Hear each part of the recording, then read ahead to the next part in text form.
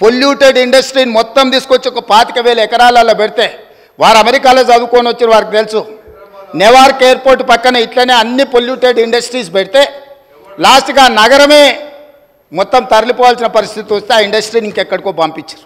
అదెందుకు అధ్యక్ష? మీకు నాకు వారికి తెలుసో తెలియదో నాకు తెలియదు. వారి దిల్సుఖ్నగర్ ప్రాంతంలో వారికి ఎంత పరిచయం ఉందో. ఒక సిరీస్ కంపెనీ 30 ఎకరాలలో ఉంటే కొన్ని వేల ఎకరాల ఆ ప్రాంతంలో కలుషితమైపోయి బోర్ వేసుకుంటే ఆ నీళ్లతో అన్నం వండుకుంటే వెనకటికి సారె పెట్టుకొస్తే పసుపు బియ్యం వండేటోళ్ళు తెలుసు కదా, పచ్చగా ఎల్లోగా.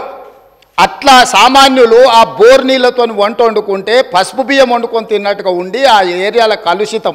కేవలం 30 ఎకరాలలో ఉన్న సిరీస్ ఫ్యాక్టరీతోని మొత్తం చైతన్యపురి దిల్సుఖ్నగర్ ఆ ప్రాంతమే పూర్తిగా కలుషితం అయిపోయింది అధ్యక్ష.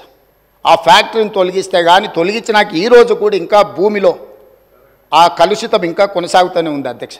అందుకే నేను ఆ ఏరియాలో ఇట్లాంటి పొల్యూటెడ్ ఇండస్ట్రీ కాకుండా జినోమ్ వ్యాలీలో ఏదైతే ఫార్మా రిలేటెడ్ ఇండస్ట్రీస్ ఉన్నాయో, ఫార్ములేషన్స్ అంటే ట్యాబ్లెట్స్ చేసేటి ఉన్నాయో, R&D ఉందో, రీసెర్చ్ అండ్ డెవలప్మెంట్, ఇప్పుడు IDPL బంద్ అయిపోయింది అధ్యక్ష. ఇట్లాంటివన్నిటిని కూడా అక్కడ ఒక 4,000 ఎకరాలలో ఒక అద్భుతంగా ప్రపంచానికి ఇవాళ వ్యాక్సిన్, కోవిడ్ వ్యాక్సిన్ ఎవరు తయారు చేసిండ్రు అధ్యక్ష? ప్రపంచంలో 4 వ్యాక్సిన్లు ఉంటే 3 వ్యాక్సిన్లు మనం తయారు చేసినాం అధ్యక్ష. భారతదేశంలో 4 వ్యాక్సిన్లు వస్తే 3 మన దగ్గర ఉన్నాయి, ఒకటి పూణే నుంచి వచ్చింది. సో ఈరోజు ఫార్మాకి మనం అధ్యక్ష. అదేవిధంగా మా మిత్రుడు శ్రీధర్ బాబు గారు ఉన్నారు. ఇవాళ ఆర్టిఫిషియల్ ఇంటెలిజెన్స్ ఈరోజు ప్రపంచాన్నే ఏలుతుంది. ఈరోజు ఏం కావాలన్నా అద్భుతాలు సృష్టిస్తుంది. ఆర్టిఫిషియల్ ఇంటెలిజెన్స్ ఈరోజు అగ్రికల్చర్కి అగ్రికల్చర్ కూడా మొత్తం దాన్ని అనుసంధానం చేసి ఇతర వృత్తులకు అనుసంధానం చేసి ఈరోజు ప్రపంచం అంతా ఐటీ రంగం నుంచి ఆర్టిఫిషియల్ ఇంటెలిజెన్స్ అటువైపు వెళ్తున్నది అధ్యక్ష.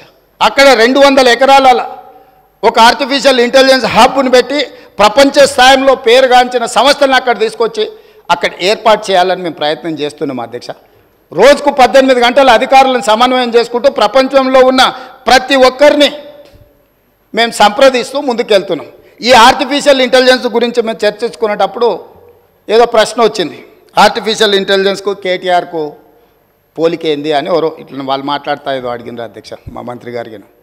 అంటే ఒక ఆయన సమాధానం చెప్పిండు, ఆర్టిఫిషియల్ ఇంటెలిజెన్స్లో కేటీఆర్ గారు 100% ఆర్టిఫిషియల్, 0 ఇంటెలిజెన్స్ అని చెప్పిండ్రు అధ్యక్ష. సో ప్రభుత్వం చేస్తున్న పనులను మీరు ఎప్పుడైనా మీరు అడగొచ్చు, మీరు చెప్పొచ్చు, మీరు ప్రభుత్వం చేస్తున్న పనులను వివరాలు తెలుసుకోవచ్చు. ప్రతిపక్షం చెప్పడానికి మాకేం అభ్యంతరం లేదు.